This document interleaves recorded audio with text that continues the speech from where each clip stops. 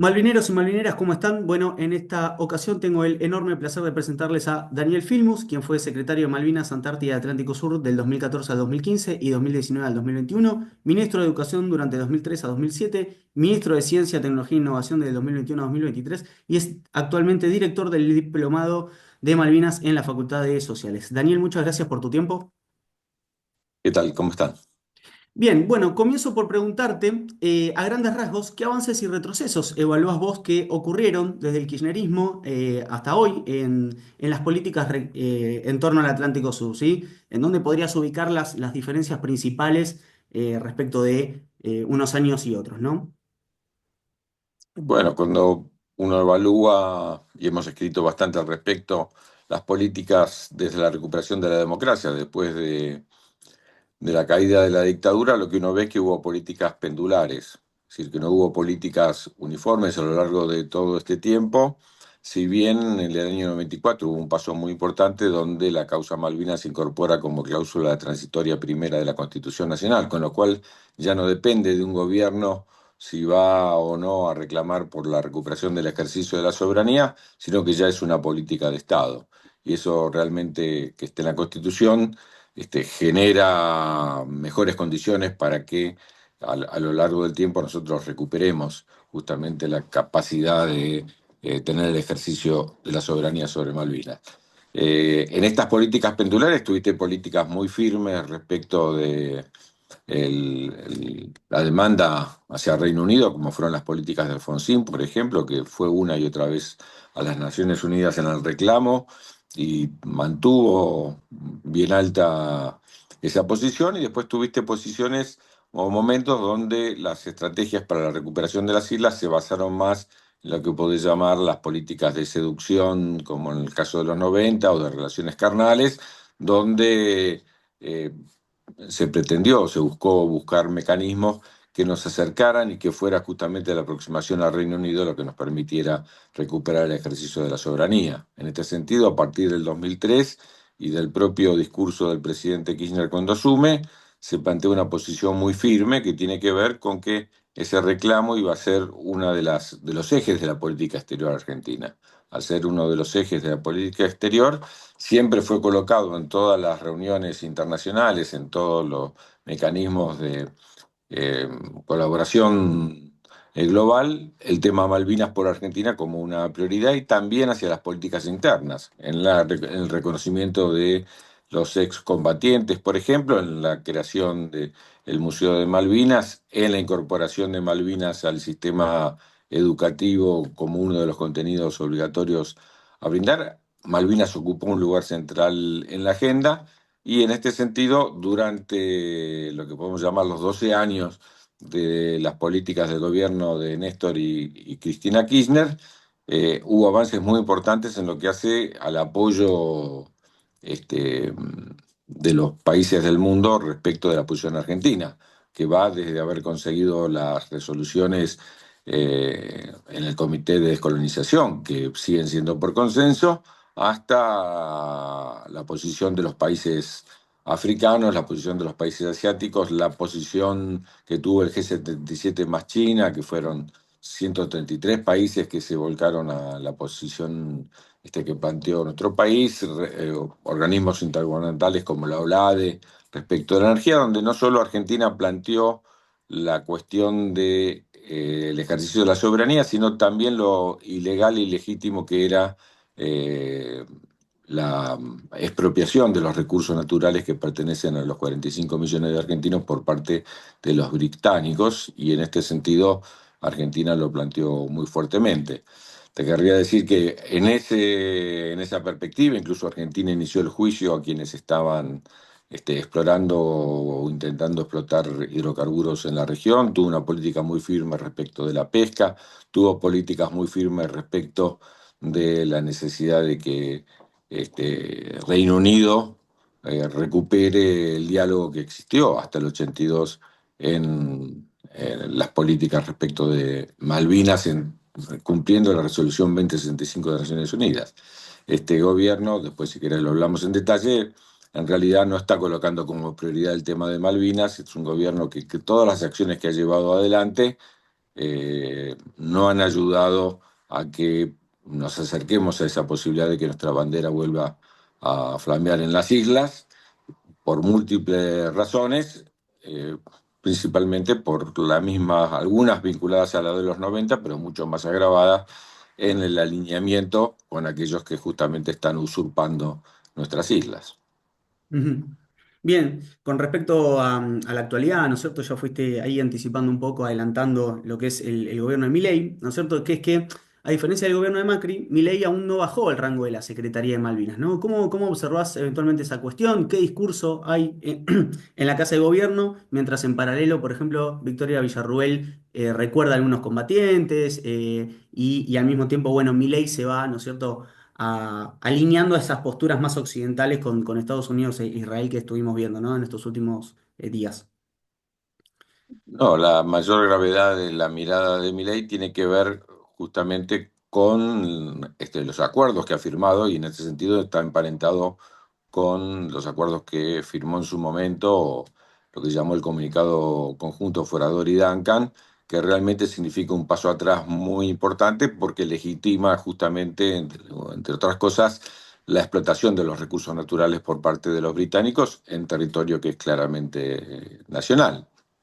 Entonces, esa recuperación de los británicos respecto de que Argentina apoye, ayude, colabore las políticas de pesca de los británicos son de suma gravedad. Lo mismo respecto de la aceptación de que haya vuelos con América Latina continental sin la necesidad de pasar por Argentina. Son hechos retrocesos relativamente importantes en un presidente que dice que admira a Margaret Thatcher, quien asesinó en un hecho que, como sabemos, no solo tuvo que ver con la guerra de Malvinas, sino con en particular, con el enseñamiento para que no hubiera posibilidades de algún acuerdo pacífico en el hundimiento de General Belgrano, donde murieron casi la mitad de los soldados argentinos. Admirar a la persona que asesinó a los argentinos impunemente en el transcurso de la guerra realmente nos parece grave, pero al mismo tiempo una y otra vez Argentina en los organismos internacionales deja de colocar Malvinas como un eje central de la política. Esto no sería tan grave como que Argentina está votando en todos en Naciones Unidas, pero en todos los organismos internacionales está votando en contra de los países que apoyan a la Argentina en Malvinas, ¿no? Cuando yo te hablaba de los el G77 más China, principalmente estás hablando de una cantidad de países africanos con los cuales Argentina acaba de votar en contra de la idea de condenar el esclavismo, pero bueno, en todos los temas Argentina vota en contra de los países que luchan contra el colonialismo. Y en todos esos temas, Argentina cuando tiene que ir a pedir el voto después para su mirada, su política respecto de Malvinas, se encuentra con serias dificultades y como ha ocurrido también con el G77 más China, rebaja el nivel de reclamo al Reino Unido. Por ejemplo, quita lo que tiene que ver con los recursos naturales en un conjunto de declaraciones y nosotros creemos que justamente porque incluso Naciones Unidas en lo que hace al trabajo de política de Estado que hubo durante mucho tiempo en torno a la plataforma continental, el gobierno de Milei mira para otro lado. Está claro que quien no que defiende la soberanía argentina en todos los otros aspectos tampoco lo va a hacer en el aspecto territorial. Entonces, insisto, va a ser muy difícil después ir a ver a los países que ahora nosotros estamos desestimando por la cuestión de Malvinas, decirle, bueno, ahora cambió de política.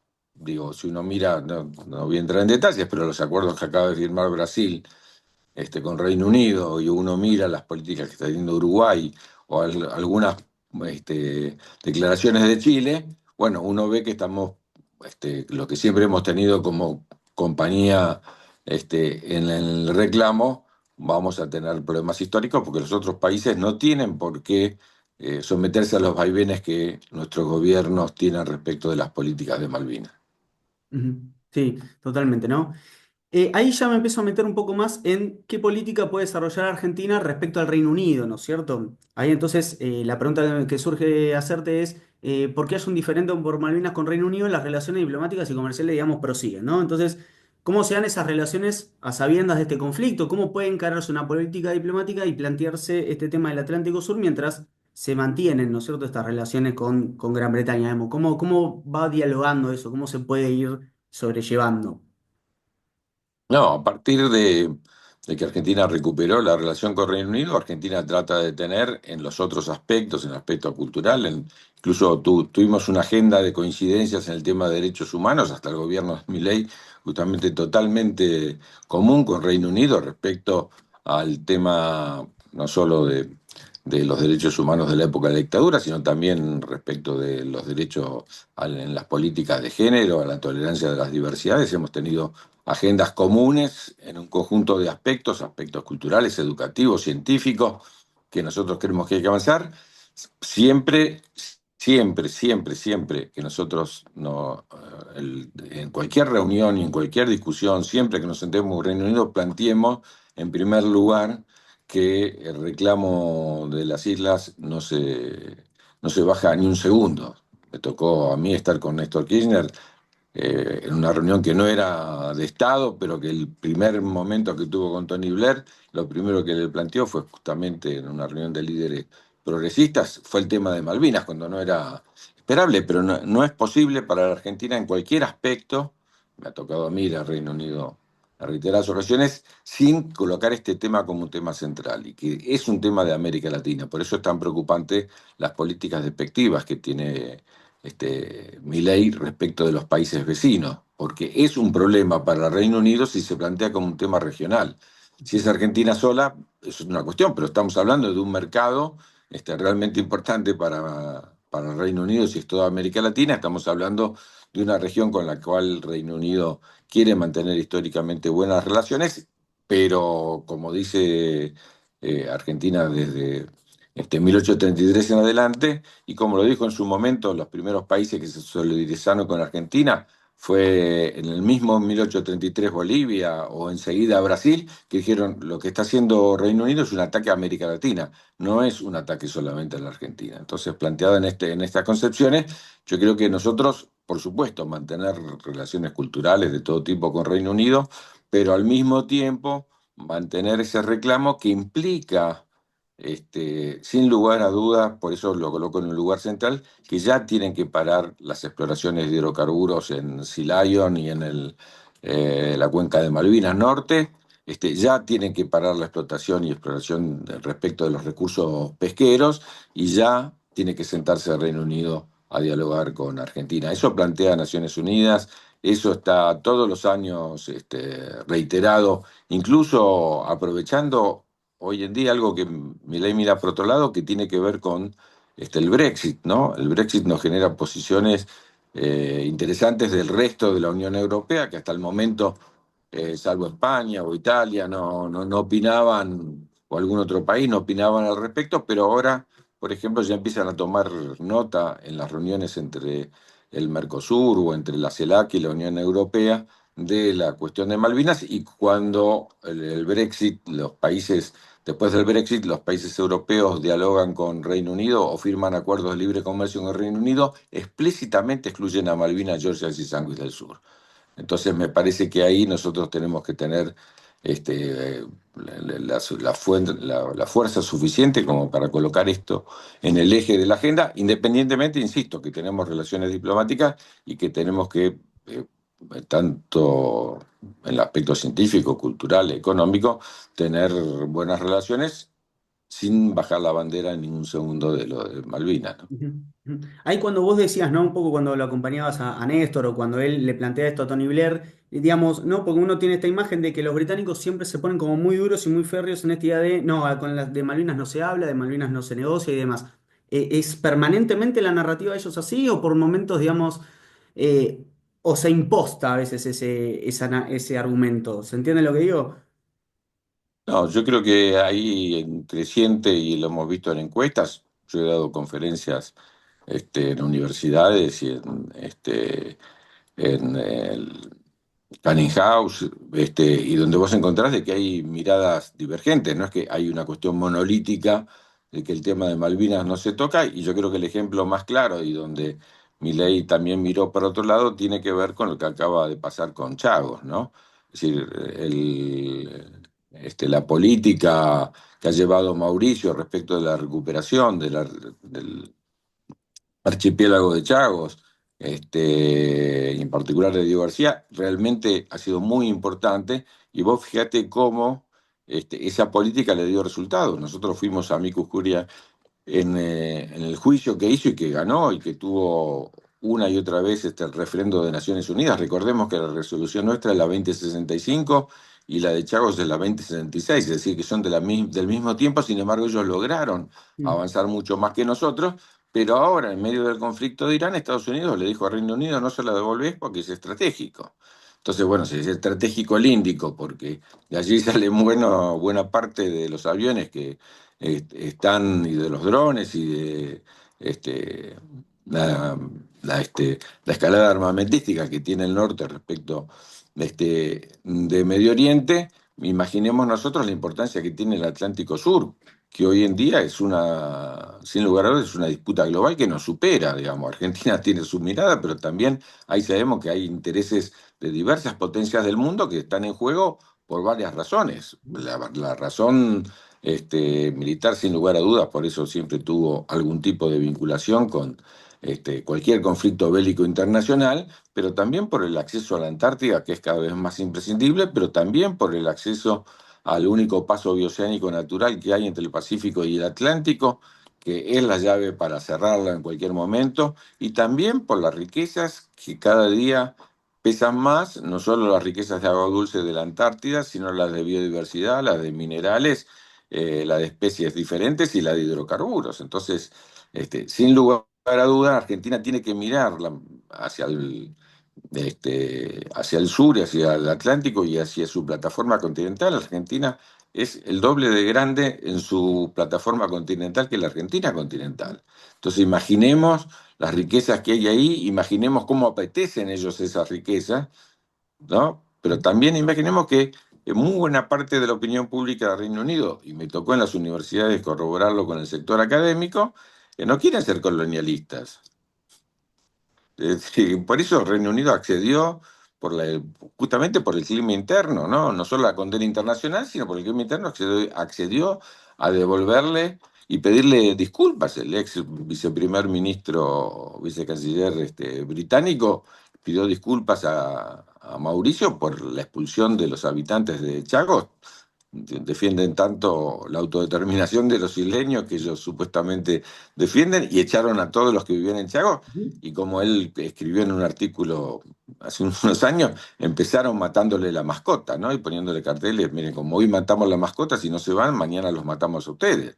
Eso hizo Reino Unido allí, y bueno, pero no es el sentimiento del pueblo británico, ¿no? Y Ujú. por supuesto menos todavía del pueblo escocés o del pueblo irlandés, Claro. o galés, esta mirada colonial que tiene el gobierno, ¿no? Entonces me parece que hay condiciones para que nosotros también, si tenemos políticas coherentes, si seguimos siendo cisjadiantes, si seguimos teniendo políticas pendulares, va a ser más difícil. Pero si tenemos políticas permanentes y firmes, el costo que le significa en la comunidad internacional, el costo que le significa en plata mantener Malvinas, el costo que le significa a la opinión pública interna, en algún momento tiene que derivar en que se reitere la mesa de negociaciones, que insisto, como sabemos, a fin del 65, el canciller Stewart británico vino e inició las negociaciones de transferencia del ejercicio de la soberanía, así que no estamos inventando nada, estamos diciendo, bueno, lo que ustedes hicieron hay que recuperarlo. Claro. Sí, recuperar todos esos antecedentes, ¿no? El 65 al 82, ¿no?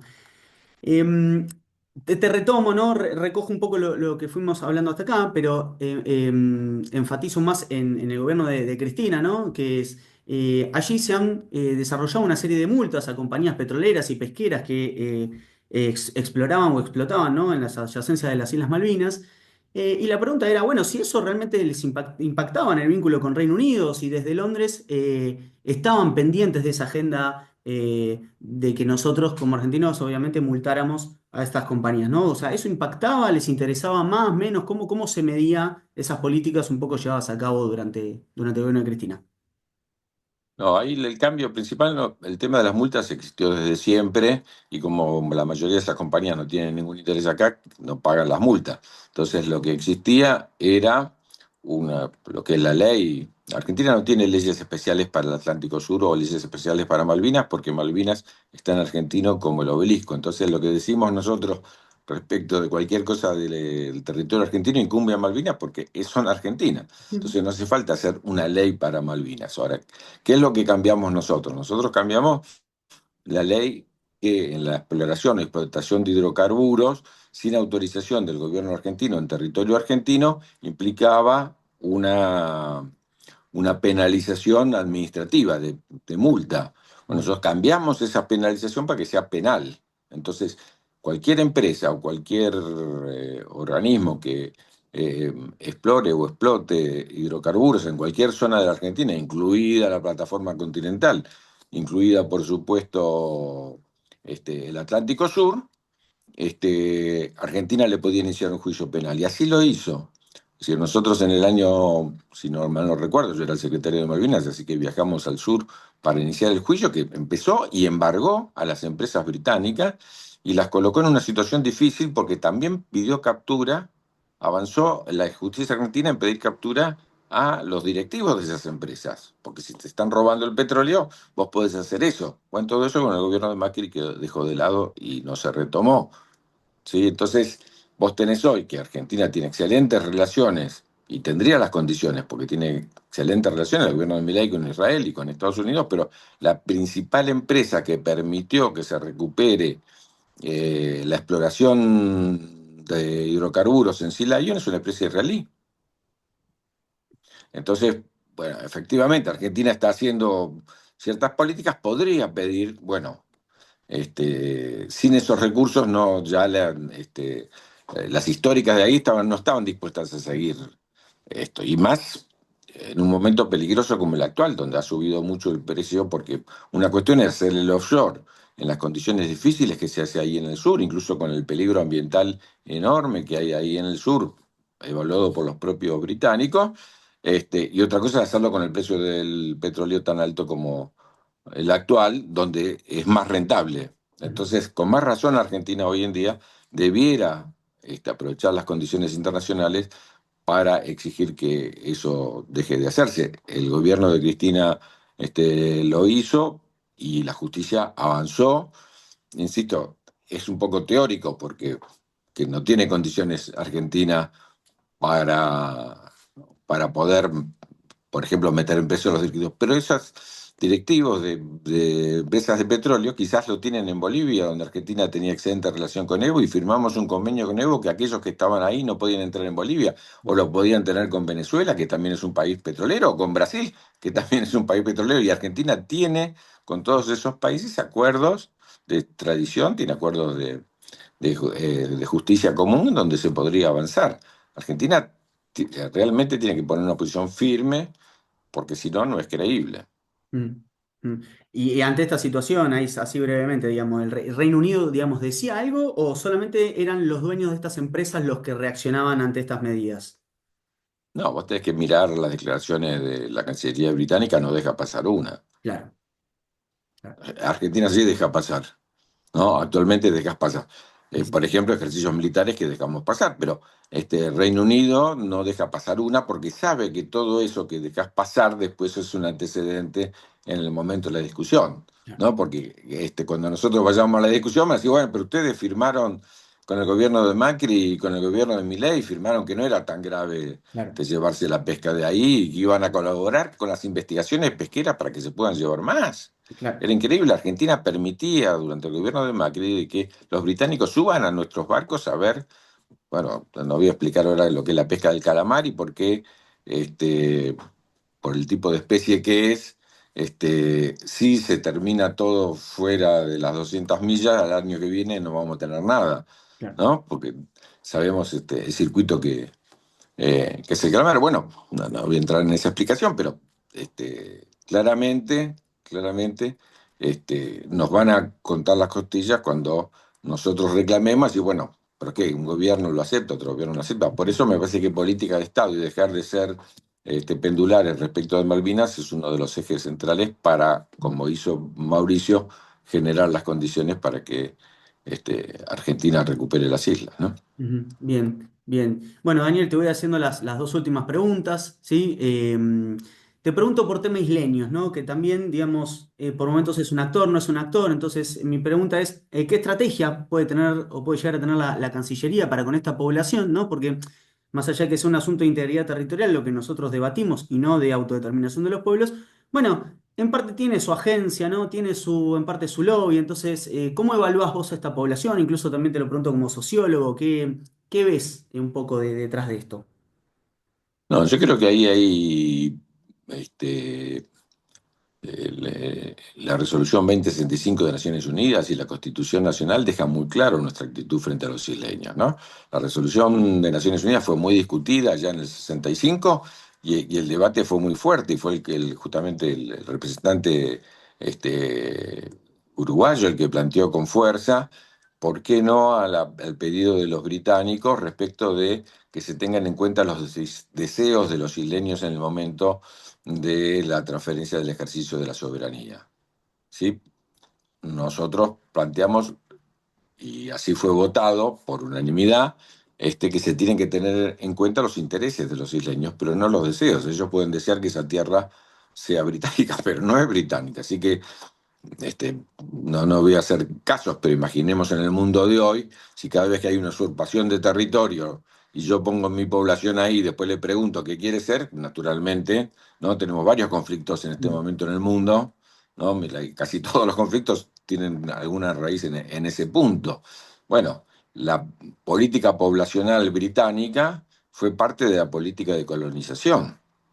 Es decir, se sacó a la población que vive ahí y se puso otra. ¿Esa otra qué pasaporte tiene? Británico. Bueno, si voy y le pregunto qué quiere ser, me saca el pasaporte. Si yo soy británico, bueno, pero no es la población originaria del lugar y por eso Naciones Unidas no accedió al pedido de que los deseos sean tenidos en cuenta. Como la Constitución Nacional dice el respeto al modo de vida de los isleños. Entonces, nosotros tenemos que tener la mejor relación con los isleños. Tenemos que, por supuesto, sobre cualquier tema que no tenga que ver con la soberanía, uno puede hablar con los isleños, lo que no puede hablar es sobre la soberanía, que Reino Unido es muy claro en ese sentido de negarse a dialogar directamente con Argentina sobre este tema. Porque Naciones Unidas lo que dice es que no es un tema de autodeterminación, sino que es un tema entre las dos naciones. Por eso Argentina lo que reclama, y lo viene haciendo insistentemente desde el 82, que no se ha recuperado la posibilidad de diálogo, es esta mirada bilateral, que tampoco están cumpliendo, hay que decirlo, los secretarios generales de Naciones Unidas, que tienen encomendado y todos los años se refuerza la idea que tienen que hacer lo que se llama buenos oficios. Es decir, el secretario general de Naciones Unidas debiera ir a Reino Unido y debiera ir a la Argentina, a Buenos Aires y a Londres, a tratar de ejercitar esa política de buenos oficios y tratar de conseguir el diálogo. Nosotros hemos tenido miles, no miles, hemos tenido muchas reuniones con los secretarios generales diciendo hay que hacer esto. Y dice, sí, sí, sabemos que hay que hacerlo, pero en realidad no lo hacen porque el Reino Unido justamente no es igualitaria en Naciones Unidas, sino que vos tenés 5 países que tienen derecho a veto. Y entre otras cosas tienen derecho a veto respecto al secretario general de Naciones Unidas. Entonces ahí no tenés una situación de igualdad y todo el esfuerzo que podrían sumar los secretarios generales de Naciones Unidas, encomendados por la Asamblea de Naciones Unidas, reiterado todos los años por el Comité de Descolonización, en realidad no se cumple. Pero bueno, insisto en que nosotros tenemos un solo camino, dos caminos, la paz y el diálogo, y tiene que ser con el gobierno del Reino Unido, y por supuesto, como lo hicimos nosotros, me tocó a mí en la pandemia ofrecer una y otra vez ayuda a quienes viven allí en las islas, que digamos que más de la mitad no son isleños, porque no permiten este, que vos te hagas isleño, es decir, que tengas el pasaporte británico cualquiera, y llevan trabajadores transitorios de muchos otros países, entre otros de Chile, pero fundamentalmente de otras colonias británicas, para que no haya un pueblo que se asiente ahí y que efectivamente tenga su mirada propia, ¿no? Y asegurarse que sigue siendo colonia británica. Ujú, ujú. Bien, Daniel, bueno, te hago la última, ¿sí? Para finalizar, que es que en 2023 fuiste con Alberto Fernández a la Antártida, ¿no? Y Milei fue apenas asumió al continente blanco, ¿no? Entonces, más allá de las inclinaciones ideológicas, ¿qué importancia le podés dar vos a estas visitas presidenciales al continente blanco, ¿no? Acá en el siglo XXI, por lo menos. Y si crees que ello reposiciona a la Argentina en su presencia antártica, ¿cómo podemos evaluar o empezar a interpretar una política antártica en ese sentido? Bueno, yo te diría que para ser fino, este, la visita es un buen gesto simbólico. Ujú, ¿Sí? Yo le diría a Milei que financie el Instituto Antártico Argentino, que está totalmente desfinanciado y cuyos investigadores, buena parte son del CONICET, hoy no tienen ni siquiera para poder llegar a fin de mes. Le diría que ponga en funcionamiento, nosotros construimos 5 laboratorios científicos en la Antártida, después de 50 años que no se avanzaba en la Antártida, construimos en los últimos 2 años 5 espacios de investigación científica, laboratorios de primer nivel en distintas bases. Argentina tiene solamente 2 bases científicas en la Antártida, no solo los laboratorios, sino que 2 de ellos son refugios también, donde se investigaba en condiciones muy precarias. Y bueno, si uno quiere, miremos a Chile nomás, digamos, cuál es la inversión, ¿no? De Chile respecto de la Antártida, ¿por qué no avanzamos con Petrel, donde estábamos recuperando el aeropuerto y recuperando la base? ¿Por qué hoy en día nuestros científicos no pueden estar todo el año allí en la Antártida? La verdad que si quisiera, si le preocupara, más allá de sacarse la foto con uniforme militar, que siempre le gusta en cualquier lugar del país, incluida la Antártida, me parece que sería fundamental apoyar a quienes trabajan y quienes investigan en la Antártida. Estábamos avanzando en un proceso de que el Instituto Antártico Argentino no esté acá en la Universidad de San Martín, sino que esté donde tiene que estar, en el sur. Ese proyecto quedó trunco. Las expediciones que se siguen haciendo a la Antártida con mucho costo, donde la logística de las Fuerzas Armadas Argentinas juega un papel fundamental, ¿no? Nosotros hemos ido con el ministro Tayana como ministro de Defensa juntos a recorrer bases en la rompehielo Irizar, en condiciones realmente de precariedad que se trabaja ahí, pero apoyar, ayudar, bueno, eso se dejó de hacer. Defender la soberanía también implica poner los recursos para defender la soberanía. Y Antártida es solo ciencia.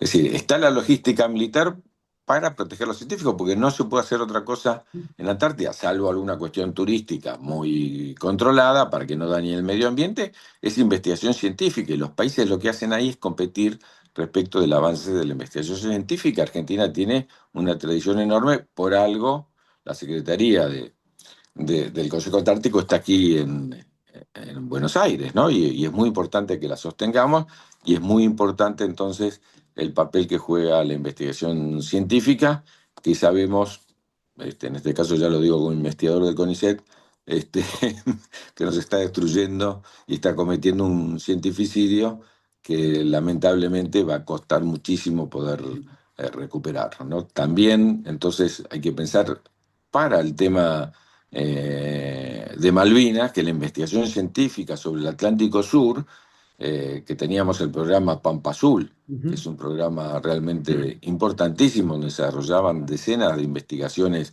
de distinto tipo, que van desde cuestiones de pesca, pasando por cuestiones minerales, por cuestiones turísticas, por cuestiones sociales y poblacionales. Vale la pena recuperar esa iniciativa, y podemos hacer un llamado al presidente Milei que, si realmente le preocupa la Antártida, ponga los recursos necesarios y aparte mínimos, que no hacen al equilibrio fiscal, para que Argentina tenga una presencia importante allí. ujú. Bueno, Daniel, te agradezco un montón. La verdad que me gustaría seguir preguntándote un montón de cosas, pero bueno, por supuesto no te quiero seguir sacando más tiempo y creo que ha sido muy prolífico todo lo que has dicho. Así que, bueno, te agradezco un montón por todo tu testimonio. Bueno, gracias a ustedes y estamos muy cerca del 10 de junio, así que es un buen día para reivindicar los derechos nuestros y comprometernos por los que cayeron peleando ahí, por los que tuvieron el coraje de llevar adelante esa lucha enorme, por aquellos que llevan sobre sus cuerpos y sobre sus mentes el testimonio, por los que cayeron allí, nuestro compromiso de que nuestra bandera vuelva a flamear en las islas. Que así sea, Daniel. Te mando un saludo grande y Abrazo. muchas gracias nuevamente. Gracias.